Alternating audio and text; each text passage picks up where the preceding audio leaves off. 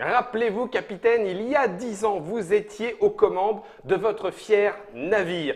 Et ça faisait le tour, et ça faisait le tour, et ça faisait le tour dans la course autour de Jamaïca. Jamaïca, cette boîte au trésor qui, à l'époque, avait bien fait parler aussi dans la façon dont elle avait été conçue, avec des règles format carte au trésor avec des cartes format règles du jeu. Un jeu de Malcolm Brave, Bruno Catala et Sébastien Pochon. C'était il y a 10 ans. 10 ans après, on pense bien évidemment à Malcolm Brave et à Sébastien Pochon, puisque c'est Bruno Catala qui vient nous expliquer l'extension Jamaica The Crew. Salutations Bruno. Bonjour. 10 ans plus tard, même pas peur. Eh ben, qui du crew? Voilà, c'était du grand Bruno. Impec, on l'a faite, elle était prête. Jamaïca The Crew. Après le coffre, voici le livre du capitaine, le livre de bord fermé. On a toujours la petite clé. Je vous ferai juste remarquer que ce n'est pas la même clé que sur le coffre au trésor. On n'ouvre pas les choses de la même façon. Cette petite boîte, elle est fort en contenu, mais ça, on va en parler. C'est toujours, par contre, pour 2 à 6 joueurs.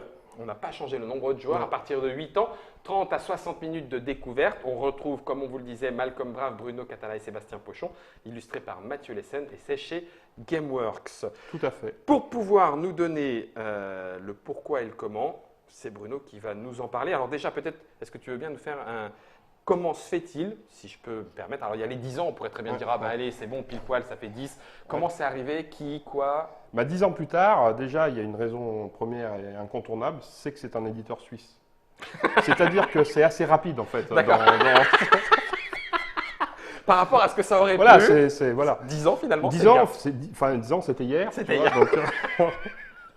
Non, mais pour être plus sérieux, en fait, Jamaïca, comme tu le disais, c'est un jeu qui a eu un parcours particulier, puisque, simplement en 2 mots, initialement, c'est un jeu qu'on fait en jeu d'entreprise pour une société d'assurance qui finalement finit par rejoindre les boutiques, ce qui n'était pas du tout planifié au départ, et qui a un succès qui ne s'est pas démenti, et on peut dire aujourd'hui, d'une certaine façon, alors c'est pas Carcassonne ou c'est pas ce genre de jeu, mais qui est devenu malgré tout une référence dans le jeu familial. Ce qui est extraordinaire, moi je trouve, et ça c'est tout au mérite de Sébastien Pochon et de Malcolm, mais beaucoup Sébastien, c'est qu'aujourd'hui tu ouvres une boîte de Jamaïca, elle n'est pas démodée. Ah bah non. Ni graphiquement, ni au niveau du matériel, etc. Du design. Ce qui démontre un peu l'avance qu'il pouvait y avoir déjà à l'époque sur la réalisation de ce jeu-là. Donc, c'est sans doute un des éléments qui lui a permis de tenir dans le temps, sachant que la thématique des pirates, elle est elle-même familialement intemporelle. Donc voilà. Et puis le jeu, il a fait ses ventes, il s'est bien vendu, il a continué à se vendre un petit peu chaque année, tu vois, ce qu'on appelle une mèche lente. D'accord. Ça ne fait pas un pic formidable, mais voilà. Et il continuait comme ça, et je pense qu'en tout état de cause, il serait sans doute mort de sa belle mort après justement 7, 8, 10 ans d'exploitation, et puis les ventes auraient été insuffisantes pour continuer à… Alors, ça, c'était des retirages. Ça, c'était exactement, ça c'était la trajectoire sur laquelle il était. Et puis il y a 3 ans et demi, 4 ans, je ne saurais pas te dire exactement. Donc un peu en amont quand même de ça. Oui, tout à fait. Parce que cette belle mort soi-disant programmée. D'un seul coup, il s'est passé quelque chose qu'on n'a pas compris. C'est-à-dire que d'un seul coup, les ventes ont explosé aux États-Unis. Mais vraiment, c'est-à-dire qu'au lieu d'avoir une pente qui se met en place et puis ça se vend de plus en plus, donc ça fait ça et puis paf, vraiment. Il n'y a toujours pas d'explication? Ah si, on a fini par comprendre, mais au début, on s'est demandé ce qui se passait, tu vois. Bon, déjà, il y a 2 explications. Une des explications, c'est qu'à l'époque, on était sur Asmodee US avec l'équipe de… précédente. Comment s'appelle Christophe. Et donc, ils croyaient en ce jeu-là, ils l'ont toujours poussé, etc., etc. Donc, il y avait ce travail de fond qui était là et qui nous a permis de tenir toutes ces années-là. Et ça, c'est tout à leur crédit, si tu veux. Christophe Arnoux, voilà, j'ai cherché son nom de famille.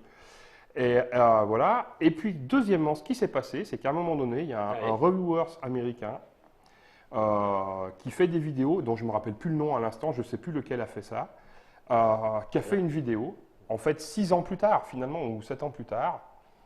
Et les gens ont découvert le jeu au travers de cette vidéo et ça a généré un buzz, un enthousiasme et les gens l'ont acheté, etc. Et donc c'est la conjonction de tout ça qui fait que le jeu, d'un seul coup, a pris un palier qui a empêché qu'il conduise à sa mort programmée. D'accord. Et là, du coup, quand on a vu ça, on s'est dit, mais c'est peut-être le moment de faire une extension. Oui. Parce que du coup, si on veut enfoncer le clou, si on veut Oui. proposer... Il y a des gens qui y ont joué il y a longtemps, qui ne le sortent plus, parce que voilà... Il y a des nouveaux joueurs qui ne le connaissent pas. Et si on fait une extension digne de ce nom... Alors après, c'est aux joueurs de définir si c'est digne de ce nom. C'est pas, voilà. Mais c'était notre ambition, en tout cas, de tenter de faire une véritable extension qui ne complexifie pas le jeu, mais qui offre de nouvelles possibilités. Alors... on a une chance de continuer à pouvoir travailler sur ce jeu-là, à le pérenniser un petit peu plus dans le temps, etc. Et en faire un vrai classique qu'on se passe avec plaisir. C'était notre ambition. D'accord. Ce qui amène du coup, une fois encore, parce que là encore on peut tirer le chapeau à l'équipe de Gameworks, à une boîte qui en elle-même redevient un objet jeu. C'est-à-dire que c'est ça. C'est-à-dire que la boîte est un élément intégrant du jeu. C'est-à-dire que la boîte, une fois qu'elle est ouverte, représente une taverne. On voit les petites fenêtres là sur le côté, la porte. Je vous la montre un tout petit peu. Ah ben voilà, merci Germain. Du coup, impeccable pile poil. Elle est là. Et ici, on a l'entrée de la taverne. Et du coup, tous les éléments. On va la remettre dans le bon sens pour nous suivre un petit peu. Dans la taverne, il y a une bouteille de rhum, forcément. Et une bouteille de rhum. Bon, ça, je reviendrai plus tard après. Voilà. Et là, on a plein de tables avec différents convives. Et donc, au début, tout est positionné face cachée. Aléatoirement, ce qui veut dire que d'une partie à l'autre, tout sera différent. J'insiste bien, c'est une extension. Voilà, c'est pas un jeu sur lequel on peut jouer tout seul. Voilà, j'allais le dire. Ça pourrait le laisser penser. On place ici à Trick Track avec Bruno l'extension de façon à pouvoir l'expliquer en elle-même. Sachez que ce n'est pas un standalone. La boîte de Jamaïca et le jeu qui permet de jouer avec cette extension, c'est cette boîte-là que vous retrouverez dans vos boutiques. Un jeu de course de bateau qui se joue avec des cartes. On en pioche une, on en joue une. Il se passe quelque chose le matin, il se passe quelque chose l'après-midi. On ne reviendra pas dessus. Toutes les Trick Track télé existent, les reviews, etc. Donc, en plus de cette boîte-là, il y aura Jamaïca The Crew. Donc, initialement, la bouteille, elle est toujours positionnée dans cette case-là en début de partie. Et les 3 personnages voisins de la bouteille sont révélés. D'accord ? La différence, c'est quoi? C'est que dans Jamaïca, c'est un jeu dans lequel chaque joueur se dispose de son navire, qui est symbolisé par ces 5 cales qui sont ici. D'accord ?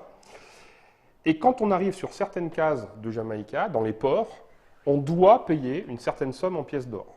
Et là, c'était de l'argent dans le jeu de base qui était perdu, c'était à perte. Aujourd'hui, quand tu arrives dans un port et que tu payes, tu peux choisir d'embarquer un personnage. Donc c'est en plus. C'est ça, c'est-à-dire que la conséquence de ton paiement est que, en fin de compte, tu embarques quelqu'un. Tu n'es pas obligé de le faire, mais tu peux le faire. Après, les règles, c'est toujours les mêmes. Il faut que tu aies une cale de libre. Ou alors tu vires ce qu'il y a dans une cale. Voilà. Et le personnage, il te prend une place dans la cale. Alors, bougez pas, j'en prends un pour l'avoir aussi dans ma cale à moi. Chaque personnage, en fait, a 3 indications. Il a un chiffre en jaune, un chiffre en noir, enfin dans un chiffre sur drapeau jaune, un chiffre sur drapeau noir, et éventuellement dans le petit cartouche en bas, un effet. On va s'attarder sur le tien parce que c'est le plus simple à expliquer. On est dans la famille jaune. On est dans la famille jaune, donc c'est celle qui joue sur les points de victoire ou le pognon. Très bien. Donc là, on peut voir que... il y a des dos jaunes, des dos rouges. Alors celui-ci, en fait, il n'a pas d'effet. Donc c'est pour ça qu'il est simple à expliquer.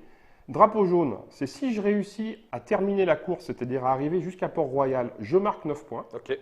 Mais donc, ce qui est beaucoup à Jamaïca, d'accord. Mais par contre, si je ne réussis pas, drapeau noir, si je ne réussis pas à aller jusqu'à Port-Royal, ça me fait moins 3. Donc, du coup, là, qui tout double d'une certaine façon. Je comprends. Le mien, qui est différent ici, si je réussis à l'amener à Port-Royal, c'est 5 points. Si je ne réussis pas, j'ai quand même 3 points. D'accord. Et son effet... Bouge pas. Ça, c'était celui que Bruno avait. Que vous puissiez vous rendre compte un petit peu. Après, je ne vais pas tous les expliquer, mais c'est simplement pour donner un exemple d'effet. Donc, le perroquet sur sa petite vigie, etc. En fait, ça me permet d'accéder aux trésors qui sont une case devant ou une case derrière mon bateau. Je ne suis pas obligé de tomber sur la case trésor pour aller chercher. Donc, du coup, c'est intéressant. C'est très, très bien. J'ai une petite question, Bruno. Normalement, si tu ne peux pas payer à Jamaïca, mais ça change rien. Ça change pas. Je ne peux pas payer, je n'embauche pas. Non, je dégage. Tu peux pas payer, tu dégages. Et donc tu n'embauches pas. Et donc je n'embauche pas, il n'y a pas de souci. Très bien. Et donc du coup après la petite mécanique qui est derrière, c'est que donc si je suis dans un port, je paye. Par exemple, je prends celui-là. Ça libère donc cette case-là. Et donc ça révèle les 2 personnages qui sont voisins. On les considère comme qui sont voisins d'un trou. D'accord. Est-ce que c'est parce qu'on les considère adjacents à la bouteille de rhum plus ou moins ou accessibles? Non, c'est que maintenant ils deviennent accessibles. D'accord, c'est ça, accessible. Donc voilà. Et donc le joueur suivant qui va finir dans un port, il peut embaucher n'importe lequel de ces 4 personnages-là. Mais ces deux-là sont gratuits. Mais s'il veut embaucher un de ces deux-là, il doit payer une pièce d'or pour déplacer la bouteille de une case. Et dans ce cas-là, il accède à ces deux-là. Il paye sa tournée. Exactement. Exemple, il embauche celui-là. Ça révèle ces deux-là. D'accord. Et le joueur suivant, ben lui, s'il veut, il peut embaucher celui-là gratuitement. Celui-là, ces deux-là, s'il paye une pièce d'or, qu'il met la bouteille ici. Ces deux-là, s'il paye une pièce d'or, qu'il amène la bouteille ici, etc., etc. Et ce qui veut dire qu'en fonction des coûts… Ça peut être très cher, parce que si tu commences à aller chercher celui qui est ici, qui sera révélé, là, et que tu veux repartir… Ah ben là, 1, 2, tu payes 4. 1, 2, 3, 4. Mais après, c'est à toi de voir. Hein, quel est l'intérêt? Donc l'idée, elle est là.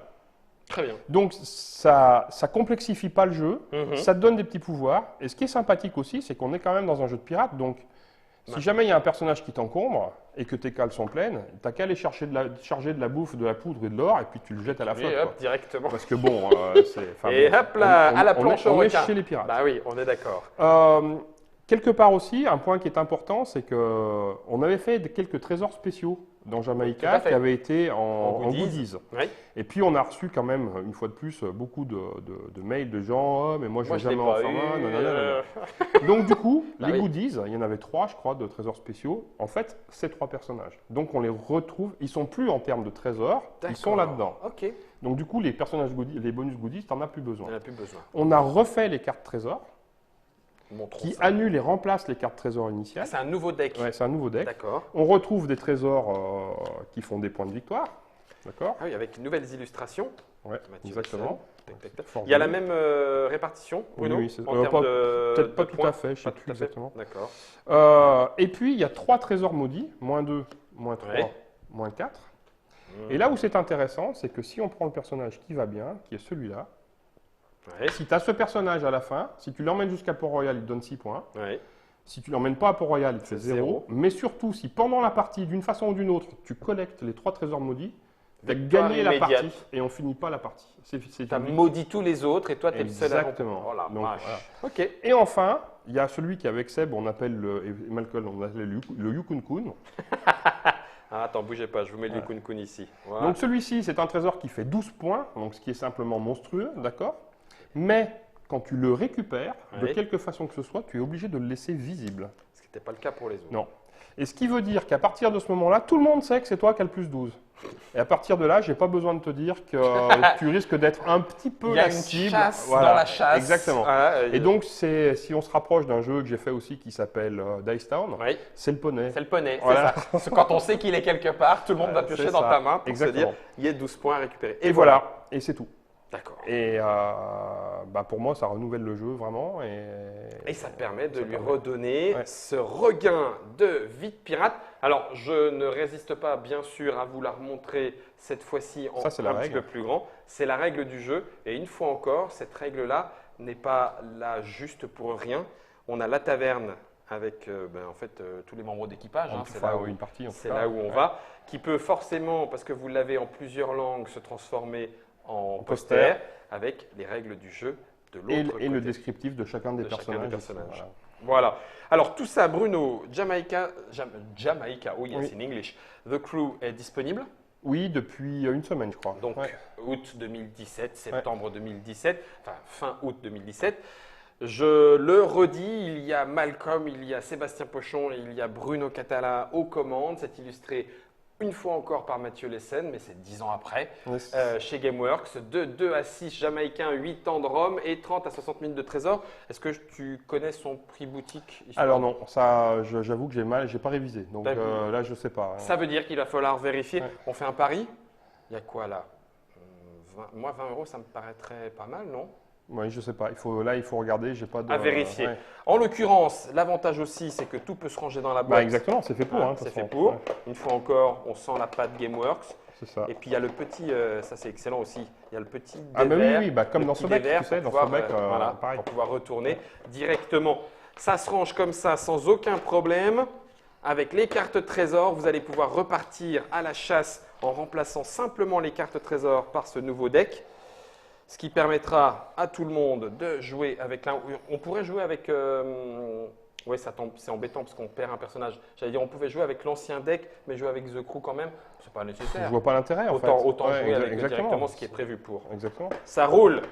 Jamaica The Crew, la boîte de l'extension pour le jeu de chez Gameworks. C'était avec Bruno Catala dans la Trick Track Télé. Voilà qui va vous permettre de peut-être redécouvrir ou de découvrir le jeu Jamaica. Je vous remontre la boîte, elle est pleine de pièces d'or.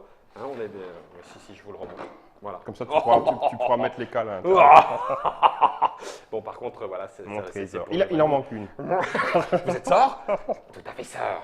Bienvenue à vous dans la Trick Track Télé. Si vous nous rejoignez, c'était Jamaica The Crew. N'hésitez pas à cliquer sur Jamaica histoire de comprendre de quoi il était question. C'est Bruno qui nous a tout expliqué. Merci à toi d'avoir pris le temps de nous expliquer l'histoire de Jamaica The Crew qui va permettre à Jamaica de revenir sur nos tables de jeu quoi qu'il en soit. N'hésitez pas, la course au trésor vous attend et ce ne sont pas toujours ceux qui sont en tête qui la gagnent.